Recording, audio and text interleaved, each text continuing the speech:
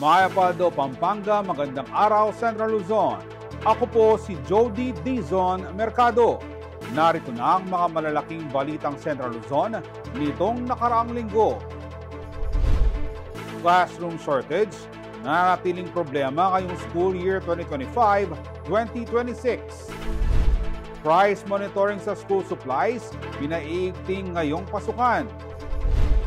1:35 teacher-student ratio, target ng DepEd Pampanga sa paparating na 5% enrollment hike.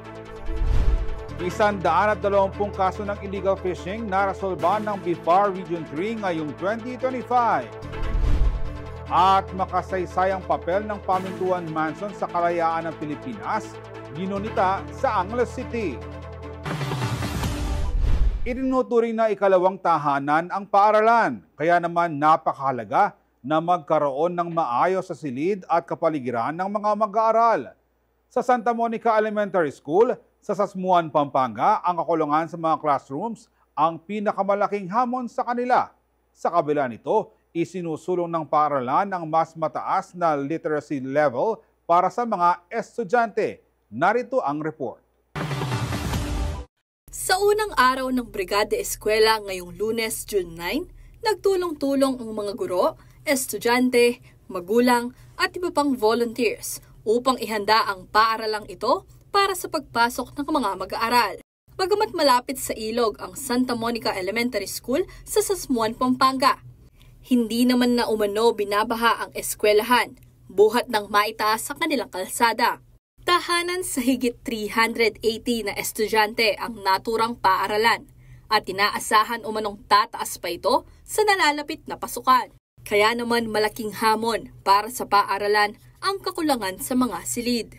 Dahil dito, ipinagkakasya ng mga guro ang mga mag-aaral sa 7 substandard na classrooms. Yung mga classroom na aming ginagamit sa kasulukuyan ay hindi siya standard. So substandard po siya. Pero nakakaraos naman po kung kakulangan sa classroom. Alam ko naman, hindi madaling matugunan ng mga kakulangan sa mga classroom. Masasabi kong swerte na kami kasi may ongoing na 2 building.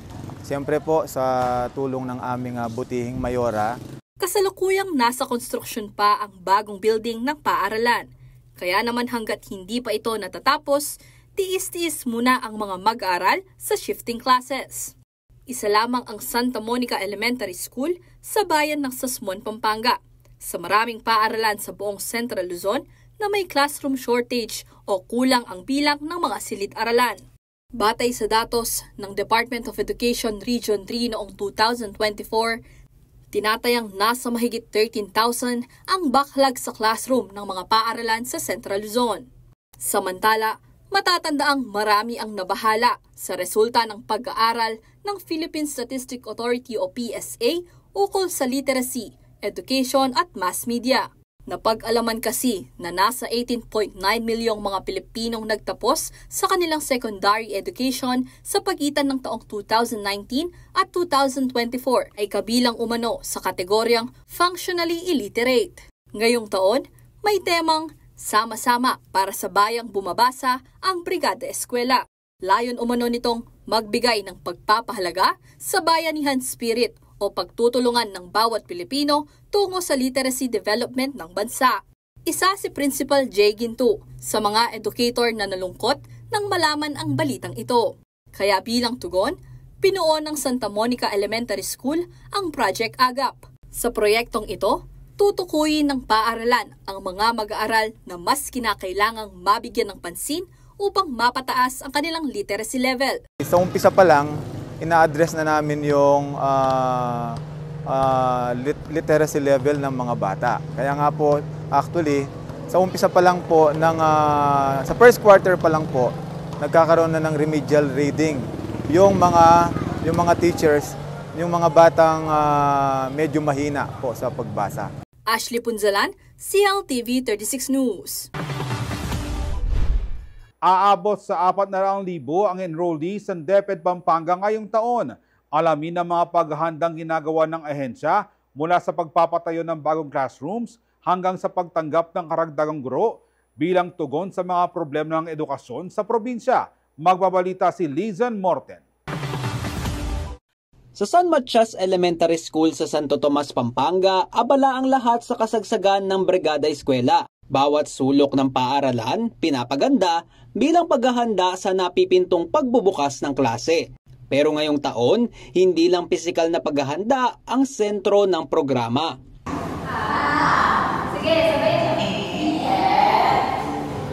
Kasama na rin sa Brigada Eskwela ang pagtutok sa mga estudyanteng nahihirapan sa pagbabasa. Ang layunin po nito ay nananawagan po ang DepEd kasama ang San Matias Elementary School para sa pagkakaisa, para sa sama-samang gawain. 29 na estudyante ang lumahok sa reading program ng San Matias Elementary School ngayong Brigada Eskwela. Ang pagbabasa po ay isang pundasyon ng pagkatuto. Ang bata, kapag marunong siyang magbasa at umunawa, magkakaroon po sila ng bahagi o magkakaroon sila ng boses, oportunidad na makibahagi sa pag-unlad ng ating bayan. Ayon sa punong guro ng San Matias Elementary School na si Juanito Rigor, direktiba raw ng DepEd na ihanda hindi lang ang mga paaralan kundi maging ang kakayahang matuto ng bawat estudyante. Ang mga mag-aaral dito kasama ang mga guro at mga magulang para tignan yung medyo mahina sa pagbabasa at sila ay nagtulong-tulong para mas maging handa ang mga bata sa kanilang mga aralin para sa darating na school year 2025-2026. Sa tala ng Schools Division Office ng Pampanga, nasa 387,355 ang enrollees noong nakaraang taon. Inaasahan mula sa naturang bilang ang 5% pagtaas ng enrollees sa darating na school year. Ayon sa Planning Division Officer ng Schools Division Office ng DepEd Pampanga na si Robin David Perez. Ibig sabihin, maaaring umabot sa mahigit 400,000 ang bilang ng mga estudyante sa Pampanga ngayong taon. At kasabay ng pagdami ng enrollees, nananatili ring usapin ng teacher-to-student ratio sa mga paaralan o kung ilang estudyante ang dapat tutukan ng bawat guro. Bagamat 1:29 ang average teacher-to-student ratio dito sa DepEd Schools Division of Pampanga, hindi pa rin daw maaalis na may mga paaralan talaga kung saan maraming estudyante.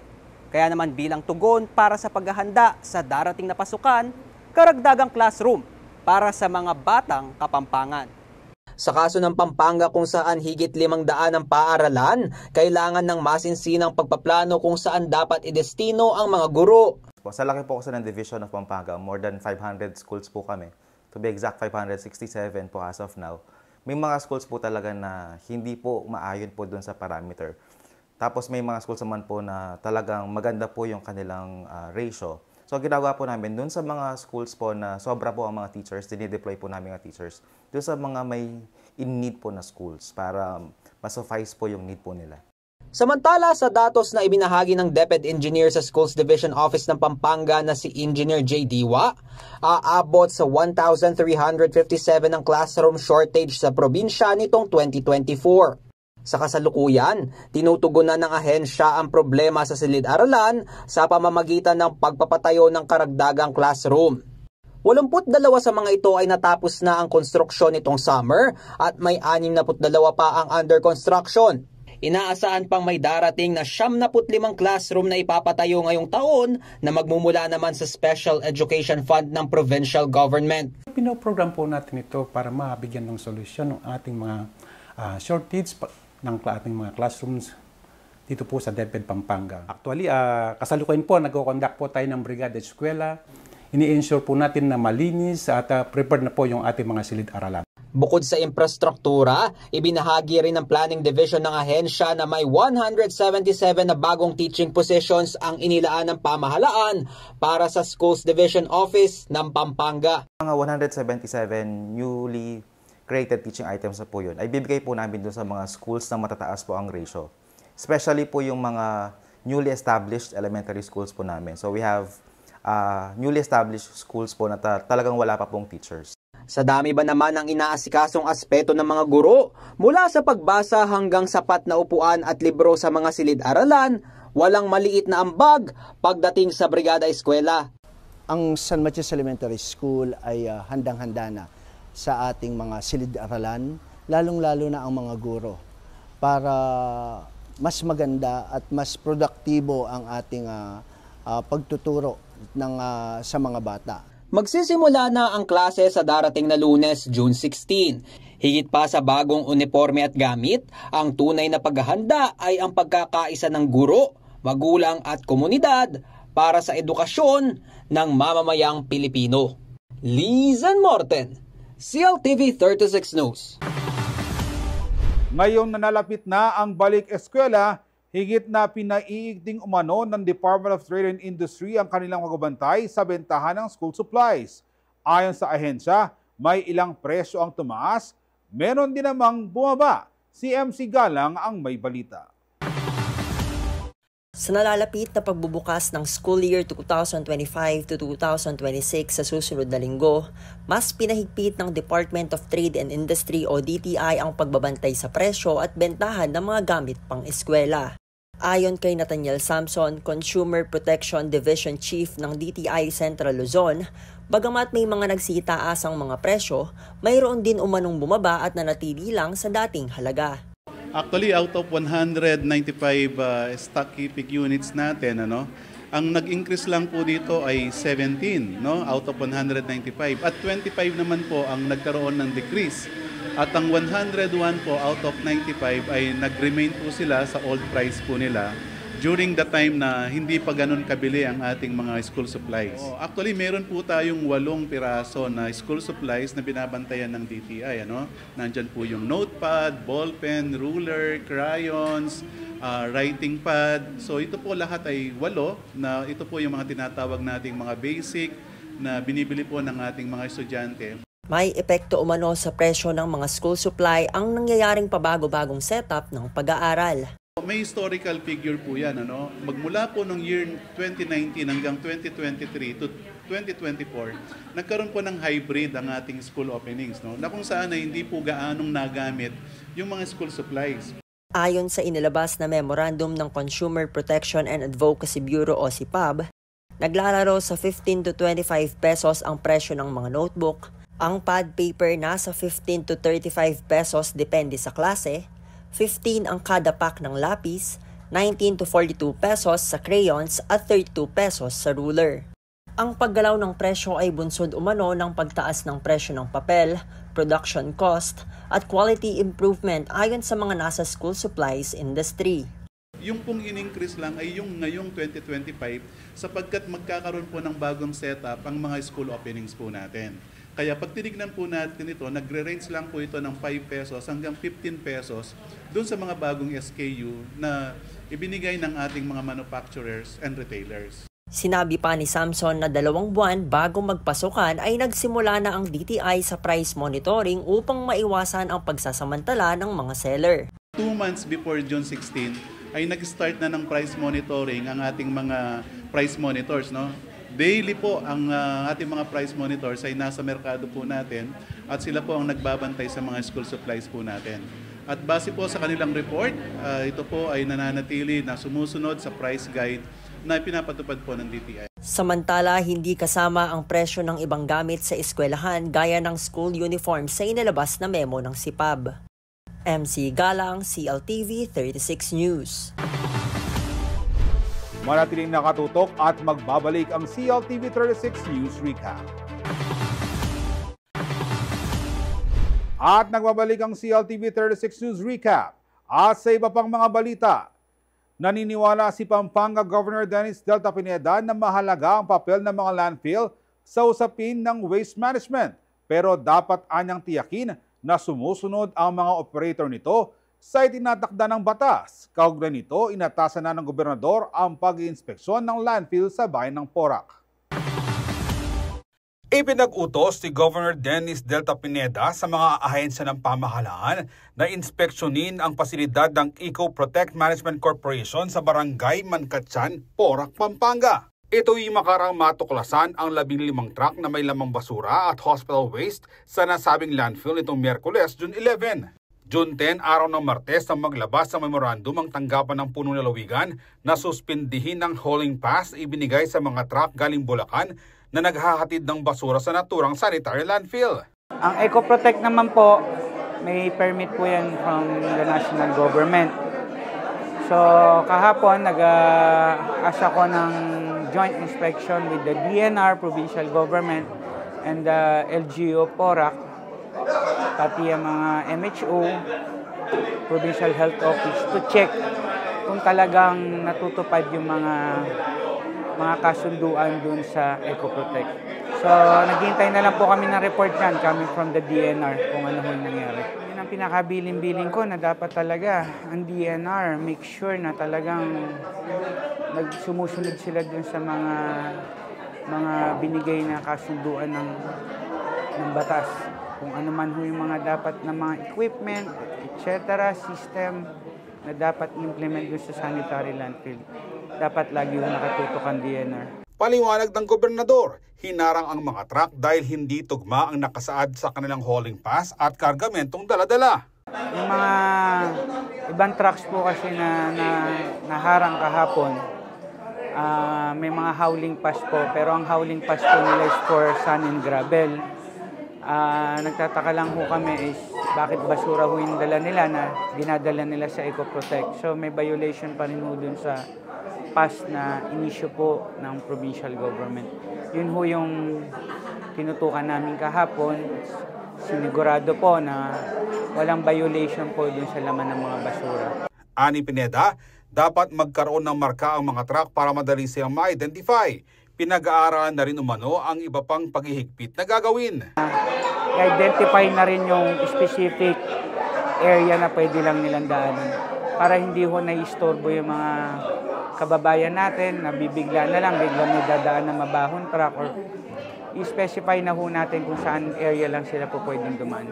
Batid naman ni Pineda na mahalaga ang papel ng mga landfill sa usapin ng waste management pero dapat anyang tiyakin na sumusunod ang mga operator nito sa itinatakda ng batas. Doon ho kasi sa permit ng mga sanitary landfill dyan na inapprove ng DNR na national government. So good thing may mga investor tayo sa probinsya pero siguro ano na lang natin, ililimit na lang ho natin yung regarding sa pagpasok ng basura sa probinsya. Pero dapat nasa maayos na sistema, malinis at maayos na sistema na approve ng batas. Ipinag-utos na rin na umano ni Pineda sa pamunuan ng EcoProtect ang pagsasagawa ng inspeksyon sa mga papasok na truck sa kanilang pasilidad. Isang na-require ko ngayon sa kanila, yung bigla ang random check sa mga truck na papasok. Na kung ilang truck siyang papasok within a day, magra-random check ang provincial government, ang regional government, ang DNR with the LGU, to check yung mga truck nang wala talagang violation doon sa mga dala nilang basura. Baka mamaya mga infectious waste meron dyan. Kaso po yan. Hindi ho dapat dyan dinadam yan at nakahiwalay ho dapat na truck yan. Samantala, magtatagal na ng 15 days ang temporary suspension ng mga hauling pass ng mga truck galing Bulacan habang ginagawa ang investigasyon at pagreresolba sa naturang usapin. Nauna nang sinabi ng EcoProtect Management Corporation na sumusunod sila sa environmental laws at nananatiling maayos at kontrolado ang kanilang operasyon. Aktibo rin umano silang nakipagtulungan sa isinasagawang investigasyon sa reklamo ng mga taga-barangay Mangkatyan sa mababahong truck na dumaraan sa lugar. Ako si Jody Dizon Mercado para sa CLTV 36 News. Halos 800 kaso ng illegal, unreported at unregulated fishing o IUUF ang naitala ng Bureau of Fisheries and Aquatic Resources sa Central Luzon mula 2017. Ayon sa ahensya, 98% ng mga kasong ito ay kanilang matagumpay na naresolba, patunay umano ng mas minaigting na kampanya kontra sa mga lumalabag sa batas pangisdaan. Nagbabalik si Lizan Morten. Sa layuning sugpuin ng ilegal na pangingisda sa Central Luzon, patuloy ang pagpapaigting ng kampanya ng Bureau of Fisheries and Aquatic Resources o BFAR Region 3 laban sa illegal, unreported and unregulated fishing o IUUF. Ngayong taon, umabot na sa 121 ang kasong may kinalaman sa IUUF sa rehiyon at sa bilang na ito, 120 ang matagumpay na naresolba ng ahensya.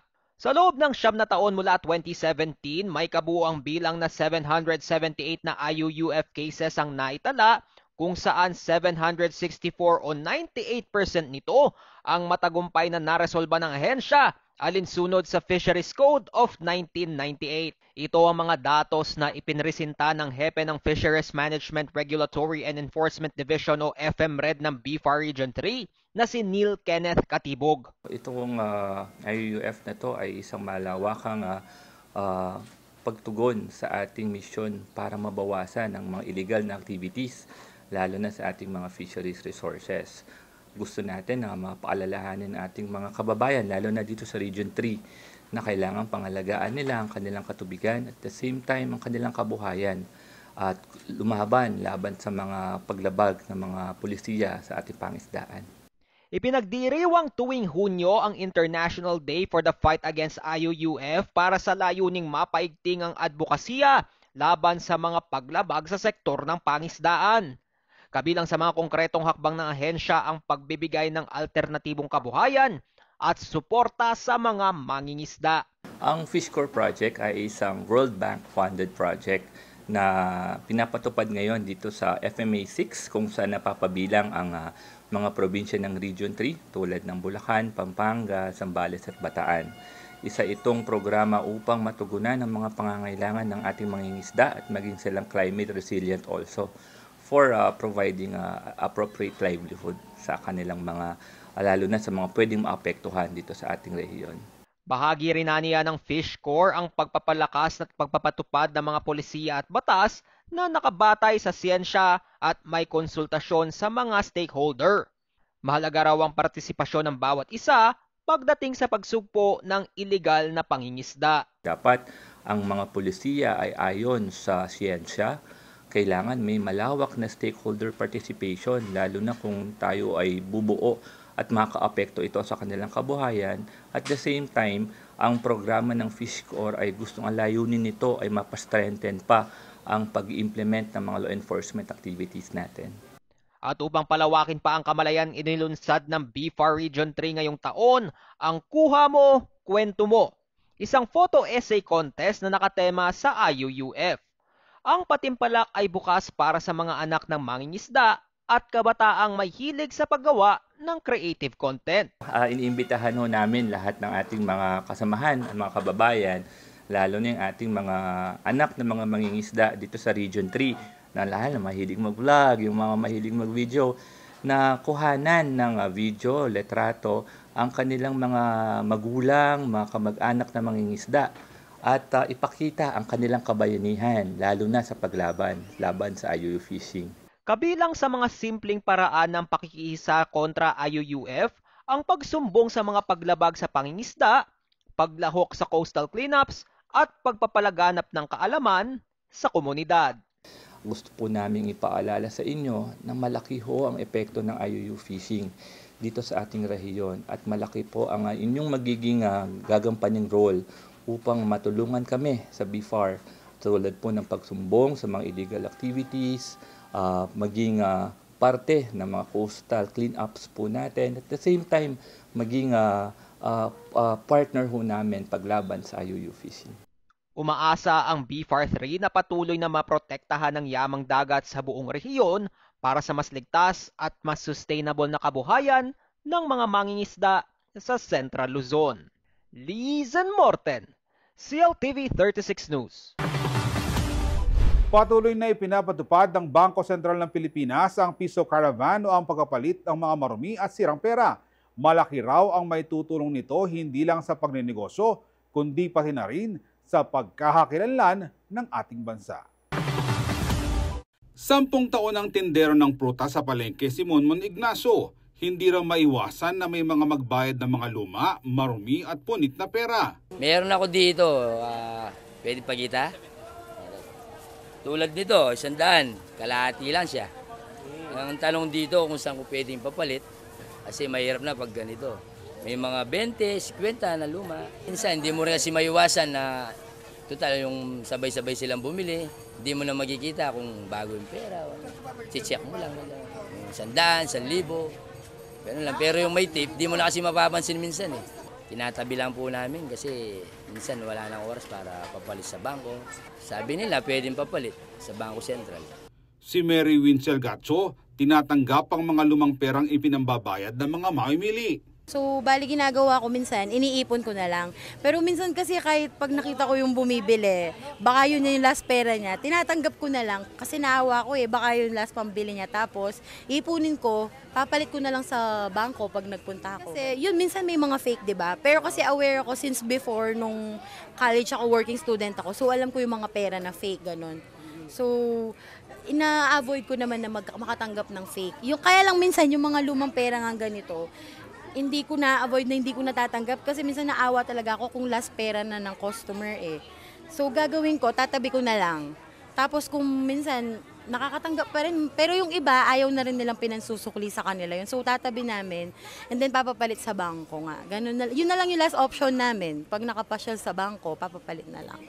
Ilan lamang ito sa mga dahilan kung bakit patuloy na hinihikayat ng Bangko Sentral ng Pilipinas o BSP ang mga negosyante na makilahok sa Piso Caravan. Ayon kay Maria Lourdes Laconsay, Bank Officer 4 ng BSP North Luzon Regional Office, layunin ng programa na ipromote ang pag-ikot ng malinis na pera, barya, papel o polymer man nationwide. Ibig sabihin, ninanais ng Bangko Sentral na ma-uplift yung level of fitness ng ating mga banknotes, not just the banknotes but also the coins. Nais ng BSP na umikot yung mga malilinis o fit na level ng pera at maipasok natin sa mga bangko yung mga tinatawag nating unfit and most especially yung mga mutilated banknotes and coins. Ibinahagi nila Laconsay ang mga pamantayan sa pagpapalit ng mga luma at maruruming pera. Pagdating po sa unfit, wala naman po tayong kailangan pang criteria doon dahil ibig sabihin lang ng unfit marumi, lupaypay, may mga stains. So papalitan po yun ng mga bangko. Isama na rin po natin ito as our deposits. Sa mga may punit, nasunog, kinain ng anay o iba pang sira sa pera, may 3S na sinusundan ng BSP. Una, ang size o sukat, dapat ito iaabot o lalampas sa 60% or 3/5. No? So, meron pong panukat na ginagamit ang mga bangko natin to determine if a banknote exceeds that size. Pangalawa po, yung signature, a portion of the signature. Ibig sabihin, kahit po bahagya na lang, parte na lang ng signature o pirma ng ating presidente o tagapangasiwa ng Bangko Sentral ay makita po dun sa pera, pwede na po. At ikatlong S na dapat kasama po nung naunang dalawang S ay yung ating security thread. Sa ating pong paper banknotes, meron po tayong security thread na nakapaloob doon sa pera. And for the polymer, meron po tayong shadow thread. Ibig sabihin may anino na parang thread doon sa ating pong mga polymer banknotes. May mga sitwasyon naman na hindi kaagad pinapalitan ng mga perang highly mutilated.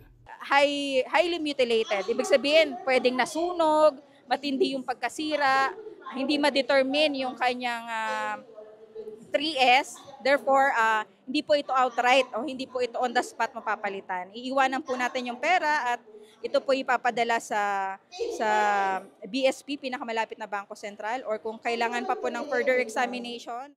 Kaya naman panawagan ng Bangko Sentral na panatilihing malinis ang perang ginagamit dahil may magandang benepisyo nito sa pagnenegosyo. Panatilihin pong malinis at in good condition yung ating mga banknotes by siphoning mutilated banknotes. When we say siphon, pagkuha ng mga maruruming pera ay yung pong mga mutilated or unfit notes na ito ay deposit natin. At yung gamitin po natin sa ating mga transaksyon, yung mga malilinis o unfit or fit na pera. Kung malinis pong ating pera, mas madali pong ma-determine kung alin ang peke, alin ang tunay. At mas makakaiwas po tayo sa mga counterfeiting activities as well as yung pong mga frauds or scams na tinatawag natin. Ako si Jody Dizon Mercado para sa CLTV 36 News. Determinado raw si Mayor Vilma Balia Caluwag na higitan ng mga nagawa na simulan niya sa kanyang unang termino sa pamamagitan ng mas pinalawak na programa para sa mga Fernandino. Kabilang narito ang serbisyong medikal sa mga barangay at mas maraming oportunidad sa trabaho. Narito ang report. More to come at best effort. Yan ang pangakong binitawan ni re-elected Mayor Vilma Caluwag sa mga Fernandino sa pagpasok ng kanyang ikalawang termino. Sa first 100 days, tututukan raw ng kanyang administrasyon ang mas pinaigting na programa sa kalusugan at hanap buhay. Same as usual lang naman kasi yung nag-perform naman tayo noong 2022, yung first term natin. So ngayon, abangan po nila yung first 100 days naman ng ating second term. Siyempre, kailangan mabit natin yung first term natin kung ano yung ginawa natin. Dapat bahagi ng kanilang inisyatiba ay ilapit ang serbisyong medikal sa mga barangay sa pamamagitan ng mobile clinic at mobile pharmacy. Nakapag-groundbreaking na tayo sa City Hospital ng syudad. At sa 100 days natin, makikita nyo na umiikot ang ating mobile clinic at mobile pharmacy para hindi na pumupunta sa mga health centers or sa C3, yung mga senior citizens natin. Tayo na ang magbabarangay para kuhanin na lang nila dun sa mobile pharmacy natin yung kanilang mga maintenance. Binigyang diin rin niya ang kahalagahan ng trabaho bilang pundasyon ng maunlad at payapang komunidad. Kaugnay nito, layunin ng kanyang administrasyon na makapaghatid ng mas maraming oportunidad para sa mga Fernandino na walang hanap buhay. Kasi kailangan mabigyan lahat natin ng trabaho, ang bawat Fernandinong nangangailangan ng trabaho. Kasi pag nabigyan natin sila ng pangkabuhayan trabaho, wala nang mahirap.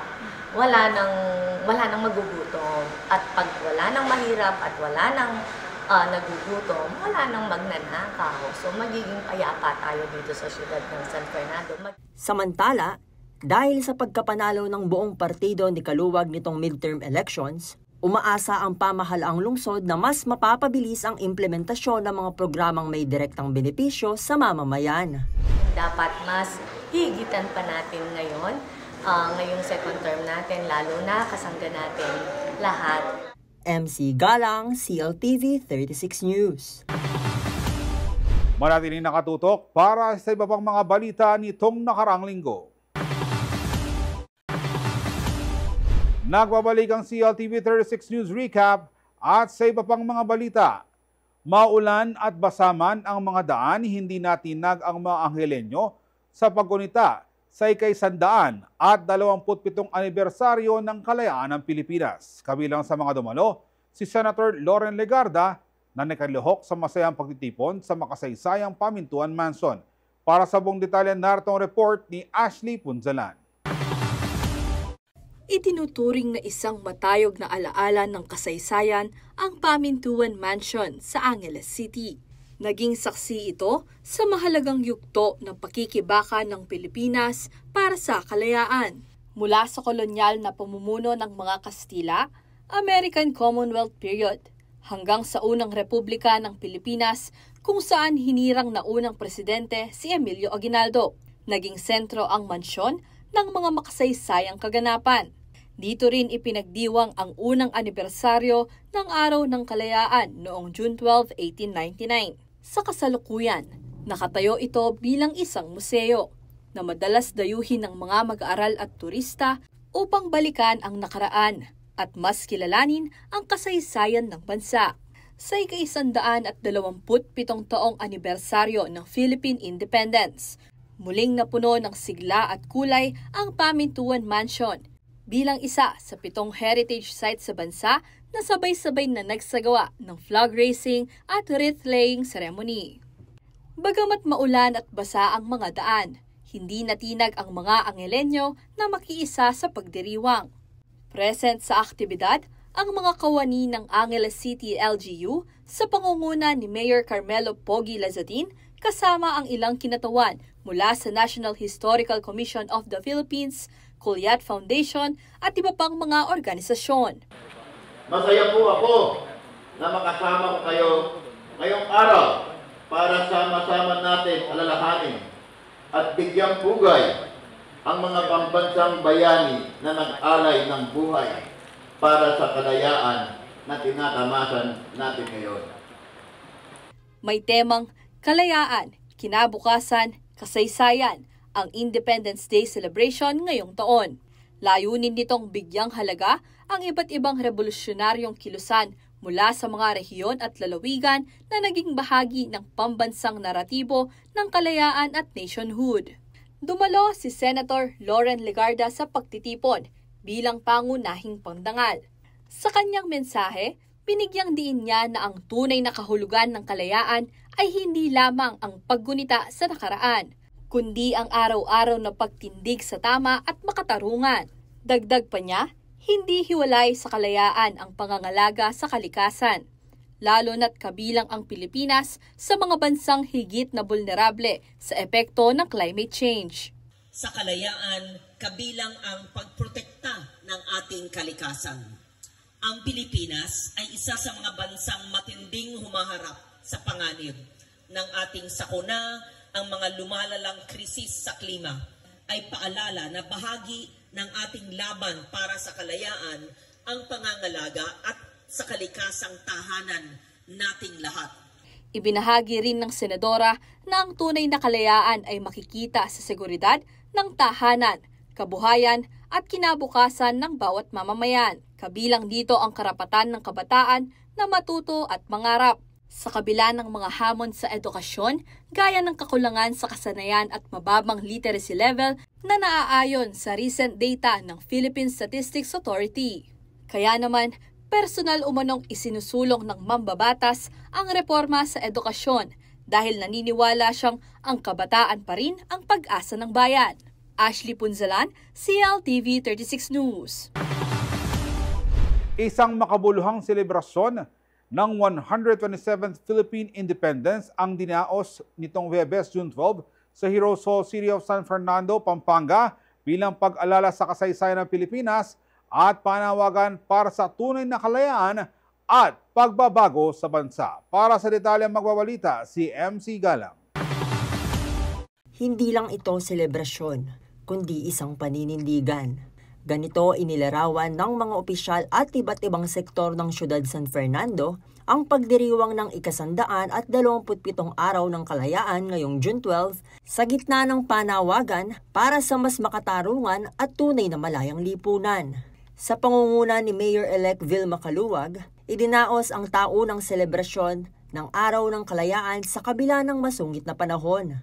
Mainit ang naging suporta ng mga dumalo mula sa lokal na pamahalaan, kapulisan at sektor ng edukasyon, kabilang ang mga guro at non-teaching personnel. Layon ng programa na hindi lang gunitain ang kasaysayan ng kalayaan ng bansa, kundi palalimin pa ang diwa ng pagmamahal sa bayan at pagkakaisa. Sa kanyang talumpati, binigyang diin ni Caluwag na sa panahon ngayon, hindi na armas ang banta sa kalayaan ng bansa. Ngayon naman, alam natin ibang anyo ng pananakop ang hinaharap ng ating henerasyon. Hindi na baril o kanyon ang ginagamit, kundi impluwensya, kapangyarihan, pera, fake news, kasinungalingan, at mga sistemang gustong manipulahin ang ating demokrasya. Binanggit niya rin na ang katatapos na halalan ay hindi lamang simpleng eleksyon, kundi isang laban para sa prinsipyo at pagpapanatili ng kalayaan sa syudad. Kaya't ang halalan noong Mayo 12, 2025 ay hindi lang basta eleksyon.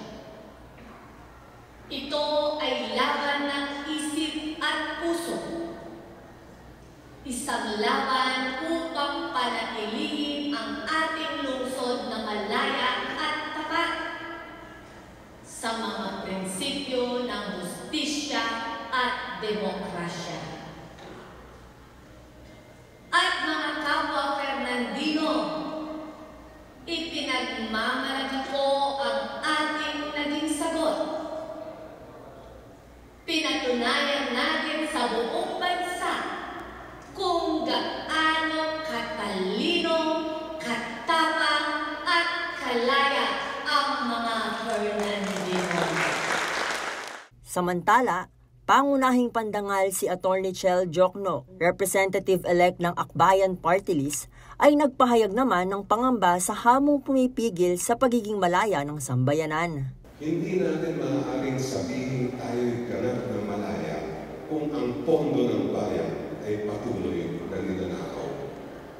Kung hindi pantay ang pagtrato sa lahat, kung binabaluktot ang katotohanan, at kung ang kapangyarihan ay ginagamit para sa pansariling interes sa halip na sa kapakanan ng sambayanan. Hindi natin natutundukan ang mga ito, mananatiling bilanggo ang ating bansa. Bilang pagtatapos, hinikayat ni Jokno ang publiko na ipagpatuloy ang laban para sa mga karapatang ipinaglaban ng mga bayani at panatilihin ang diwa ng demokrasya. Hindi natin kailangan kumuha ng sandata para patunayan ang ating pagmamahal sa bansa. Kailangan lang natin maging mapanuri at matapang sa paglaban sa katiwalian, pagsusulong ng pananagutan at pantay na pagtrato para sa lahat. Gawin natin ito para sa ating bansa, hindi lang sa salita, kundi sa gawa. Sa ating sama-samang pagkilos, sa ating paninindigan laban sa katiwalian, at sa ating panawagan para sa pananagutan, makakamit po natin ang tunay na kalayaan. MC Galang, CLTV 36 News. Sa pagdiriwang ng Men's Health Month ngayong Hunyo, ipinapaalala ng isang kapampang psychologist ang kahalagahan ng pagtutok sa mental health ng mga kalalakihan. Sa kabila kasi ng modernong panahon, nananatili umanong balakid ang kulturang magtimpi at manahinik na lang o kaya naman ay magtiis at magpakatatag kahit labis na ang dinadala. Alamin natin ang buong detalye mula kay Lizen Morten. Isang veteranong video journalist si Rodolfo Abejero. Sanay raw siyang humarap sa tensyon at trahedya ng mga balita. Pero dahil sa mental stress na kaakibat ng kanyang trabaho, aminado siyang may pagkakataong gusto na niyang sumuko pero kailangan niyang magpursige alang-alang sa kanyang pamilya. Pagiging matatag parang lahat ng pagsubok kayang pagdaanan. Pero minsan siyempre naiiyak ka rin kasi minsan di mo kinakaya Sumailalim man siya sa kabi-kabilang therapy noong 2016, ikinubli pa rin ni Abejero sa kanyang mga kaanak ang mga bigat na kanyang dinaranas. Ang kanyang pananahimik, imbes na makatulong, lalo lamang nagpabigat sa kanyang dinadala. Normal sa ating mga lalaki yun, lahat titiisin natin hanggang kaya. Ayon sa consultant psychologist na si Kenzie Valentin, karaniwan sa kalalakihan ng ganitong uri ng coping mechanism, ang pagkimkim ng emosyon. Aniya bagamat halos pareho ang dami ng mental health cases sa babae at lalaki, mas kaunti pa rin ang mga lalaking kumukonsulta o humihingi ng tulong. Malaking discrepancy or gap in terms of seeking consultation and treatment.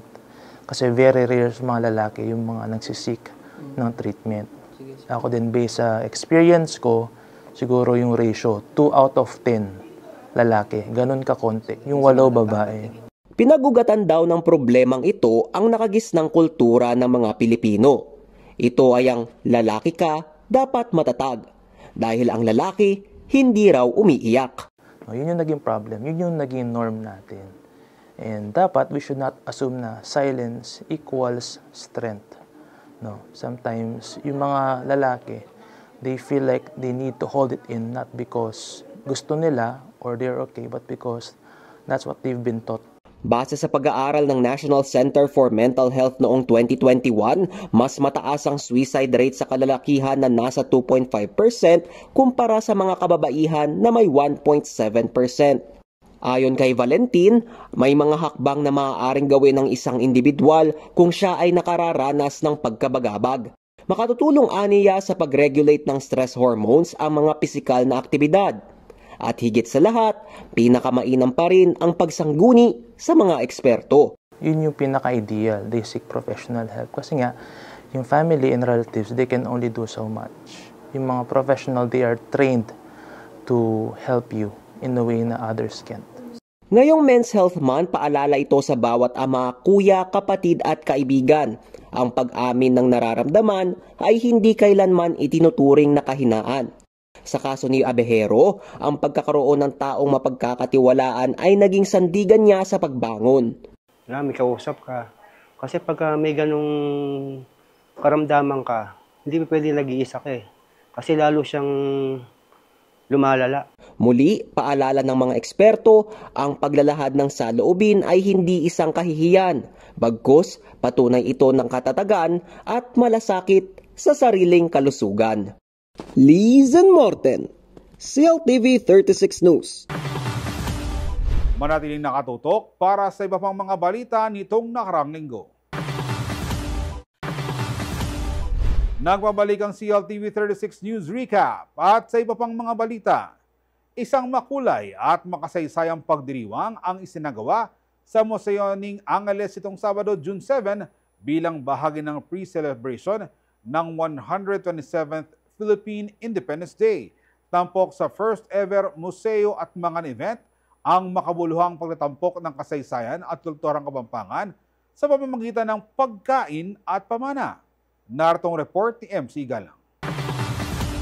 Naging makulay at makasaysayan ang idinaos na pre-celebration ng 127th Philippine Independence Day sa kauna-unahang museo at mangan na ginanap sa Museo ng Angeles nitong Sabado, June 7.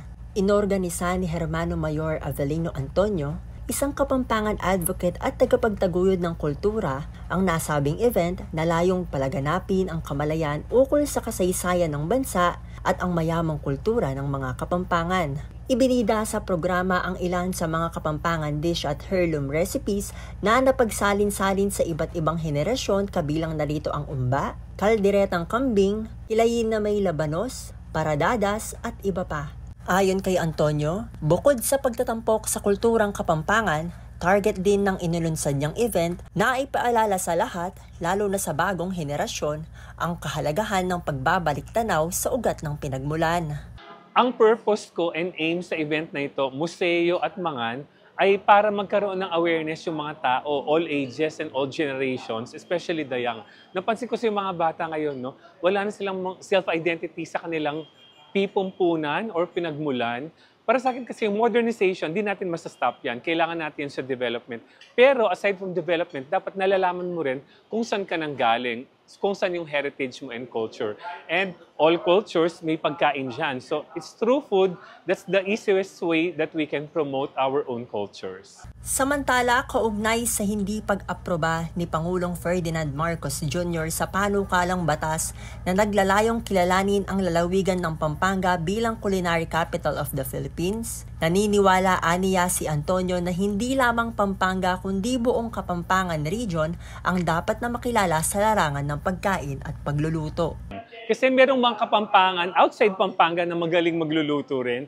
So I think being the culinary capital, it's not only Pampanga but the whole Kapampangan region. Dinaluhan ng ilang kilalang personalidad sa Pampanga at karatig probinsya ng Central Luzon ang naturang selebrasyon na isang hakbang upang ipagdiwang hindi lamang ang kasarinlan ng bansa, kundi pati na rin sa mga pamanang kultura na patuloy na nagbibigay buhay sa bawat henerasyon. MC Galang, CLTV 36 News.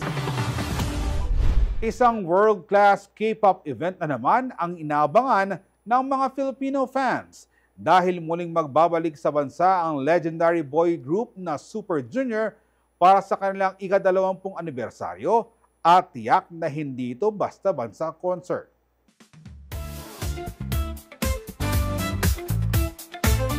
Confirmed na ang pagbabalik ng Super Junior sa Pilipinas para sa kanilang 20th Anniversary World Tour na pinamagatang Super Show 10. Gaganapin ang kanilang much-awaited concert sa October 4, 2025 sa SM Mall of Asia Arena.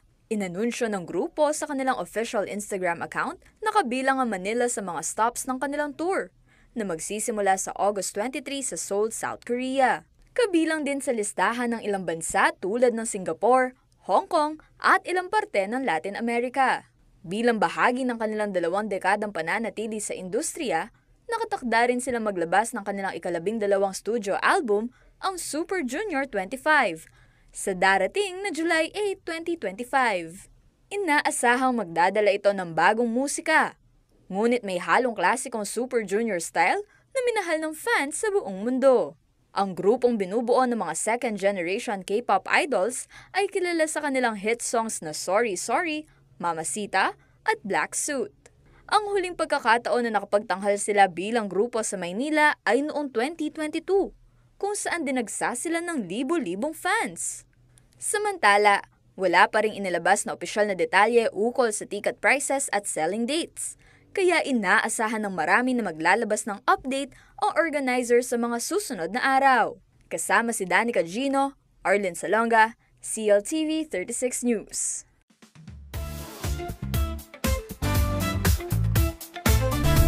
Glowing ang mga pambato ng Central Luzon sa Binibining Pilipinas 2025 sa ginanap na Grand Parade of Beauties nitong June 8. Suot ang vibrant orange na swimsuit at floral headdresses. Nagsilbing runway ng 36 candidates at 4 na reigning queens ang Araneta City Ground sa Quezon City. Kasama sa mga nagpamalas ng grace and beauty, sina Leah Patricia Santiago ng Bulacan, Cyril Ray Nulud ng City of San Fernando, Pampanga, Maria Alexandra Mata ng Tarlac Province, Joanne Marie Thornley ng Pampanga, Patricia Layog ng Bataan at Alisa Marie Jeronimo ng Nueva Ecija.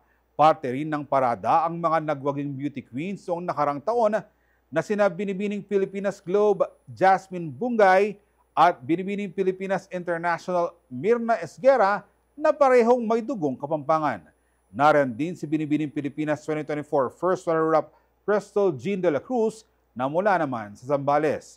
Nakatakdang ganapin ang coronation night ng 61st Binibining Pilipinas sa Araneta Coliseum sa darating na linggo, June 15. At sa mga balitan na kalap ng CLTV 36 News, para sa karagdagang detalye, maaari niyong i-follow ang aming social media pages. Sa Facebook at CLTV 36 Official at CLTV 36 News. Sa X o daring Twitter at CLTV 36, sa Instagram at CLTV 36 Official at sa aming TikTok at CLTV 36 Official. Kung nais yung balikan ng mga programa ng CLTV 36, pwede niyong bisitahin ang aming YouTube channel na at CLTV 36 Official at ang aming website na www.cltv36.tv. Mapapanood din ang mga programa ng CLTV 36 nationwide via Signal Channel 115 at sa ating 38 cable partners. Kasama ang buong pwersa ng CLTV 36, ako po si Jody Dizon Mercado. Maraming salamat po.